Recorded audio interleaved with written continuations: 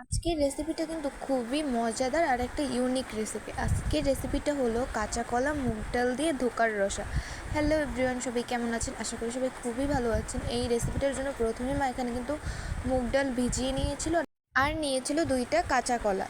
কাঁচা কলা আর সাথে নিয়েছিল কিন্তু আলু, আর মশলার জন্য নিয়েছিল শুকনা মরিচ, কাঁচা মরিচ, ধনিয়া, জিরা আর হচ্ছে আদা বাটা। এইগুলো কিন্তু সব কিছু একসাথে ভালো করে আগে মা বেটে নেবে। আর যে কোনো রান্নার জন্য যদি মশলাটা হাতে বেটে নেওয়া হয় তাহলে কিন্তু খাওয়ার স্বাদ দ্বিগুণ বেড়ে যায়। এইখানে কিন্তু আগে মশলাগুলো বেটে নেওয়ার পর আদাটা কিন্তু এটা পরে একসাথে ভালো করে মা বেটে নিয়েছিল। আর মশলাটা যত বেশি ভালো করে বাটা হবে ততই কিন্তু খেতে ভালো লাগবে। এইখানে কিন্তু মশলাটা বাটা প্রায় মার হয়ে গেছে। এখন মা এই মশলাটা একটা বাটির ভিতর তুলে নেবে। বাটির ভিতর এটা তুলে নেওয়ার পর তারপর দিয়ে দেবে হচ্ছে লবণ স্বাদ অনুযায়ী, আর হচ্ছে হলুদ কিন্তু মা দিয়ে দিয়েছিল। এখানে প্রথমেই মা হলুদ দিয়ে দিয়েছিল, তারপর কিন্তু লবণ দিয়ে দিয়েছিল। এখানে কিন্তু মশলাটা এখন রেডি হয়ে গেছে। এখন মা রান্নার জন্য যা যা ব্যবহার করবে সেইগুলো কিন্তু এখন নেবে।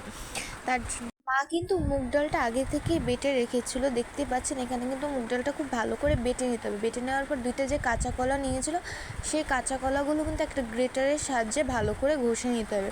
তাতে করে কিন্তু এটা খুব ভালো করেই ঘষা হয়ে যাবে।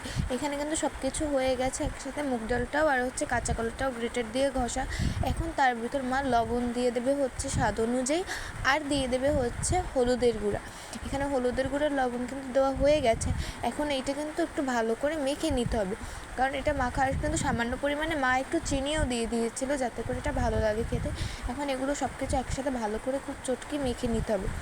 এখানে কিন্তু প্রায় মার মাখা হয়ে গেছে। এখন এটা মা একটুখানির জন্য রেস্টে রেখে একটা কড়াইয়ের ভেতর তেল গরম করতে কিন্তু বসিয়ে দেবে। আর এখানে কিন্তু মা সাদা তেল গরম করতে বসিয়ে দিয়েছিল। তেলটা গরম হয়ে যাওয়ার পর এক এক করে কিন্তু মা এই বড়াগুলো দিয়ে দেবে। আর এগুলো খেতে কিন্তু আসলে খুবই মজাদার হয়েছিল।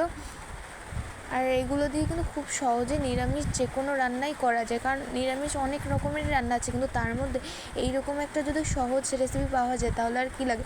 অনেক বাচ্চারাই আছে যারা কিনা কাঁচা কলা খেতে তেমন পছন্দ করে না, তাদের যদি এইভাবে করে খাওয়ানো যায় তাহলে কিন্তু আর কোনো কথাই থাকে না। এইখানে কিন্তু মা বড়াগুলো খুব লাল লাল করেই ভেজে নিয়েছে, আপনারা দেখতেই পাচ্ছেন।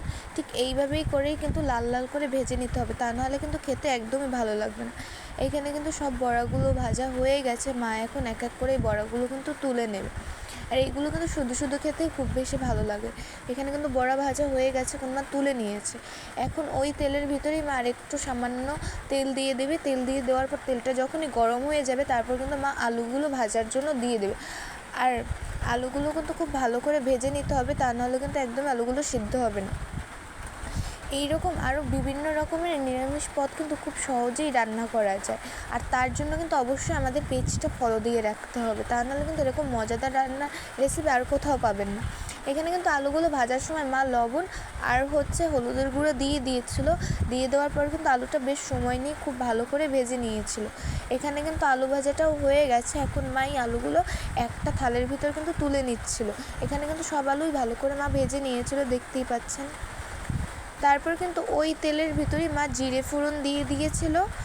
জিরে ফোড়ন দিয়ে দেওয়ার পর তারপর দিয়ে দিয়েছিল হচ্ছে 2টা তেজপাতা মাঝখান থেকে ফেরে, আর দিয়ে দিয়েছিল হচ্ছে এলাচ আর দারচিনি। এগুলো একসাথে একটু ভাজা ভাজা করে নেওয়ার পর যে মশলাটা মা বেটে রেখেছিল সেই মশলাটাও কিন্তু কষানোর জন্য দিয়ে দেবে।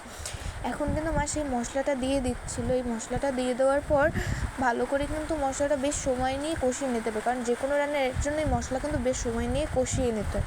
আর কষানোর সময় কিন্তু মা একটু বাটি ধোয়া জলও দিয়ে দিয়েছিল যাতে করে মশলাটা ভালো করে কষিয়ে নেওয়া যায়। এখানে কিন্তু এখন মা বেশ সময় নিয়ে কিন্তু এটা কষিয়ে নেবে।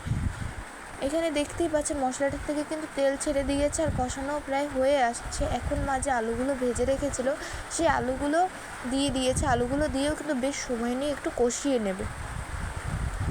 এখানে কিন্তু সব কিছু কষানো প্রায় হয়ে গেছে। এখন মা এগুলোর ভিতর দিয়ে দেবে পরিমাণ অনুযায়ী জল। পরিমাণ অনুযায়ী জল অ্যাড করে দিয়ে কিন্তু ঝোলটা ফোটার জন্য মা ওয়েট করবে। এখানে আলুটা আরেকটু মা নাড়াচাড়া করে দিচ্ছিল। এই এখন দিয়ে দিয়েছে হচ্ছে মা জল। এখানে জলটা নিজ নিজ পরিমাণ অনুযায়ী দেওয়াটাই ভালো, তাতে করে কিন্তু ঝোলটা ভালো হবে। এখানে কিন্তু এখন মা ঝোলটা ফুটে উঠছিল পর ওই বড়াগুলো যে ভেজে রেখেছিলো সেগুলো কিন্তু এক এক করে দিয়ে দিচ্ছিল। এক এক করে দিয়ে দেওয়ার পর কিন্তু এটা একটু নাড়াচাড়া করে দিতে হবে যাতে বড়াগুলোর ভিতর যাতে করে ঝোলটা ভালোভাবে ঢোকে। এখানে কিন্তু রান্নাটা প্রায় করা হয়ে আসছে। এখন আর একটু ফুটিয়ে নামিয়ে নিলেই তৈরি। এরকম মুগ ডাল আর কাঁচা কলা দিয়ে ধোকার রসা। এইরকম আরও মজাদার রান্নার রেসিপি পেতে অবশ্যই আমাদের পেজটা ফলো দিয়ে রাখবেন। আর রেসিপিটি ভালো লাগলে অবশ্যই লাইক কমেন্ট শেয়ার করে পাশে থাকবেন। আর এটা একবার হলেও বাড়িতে কিন্তু বানিয়ে ট্রাই করে দেখবেন।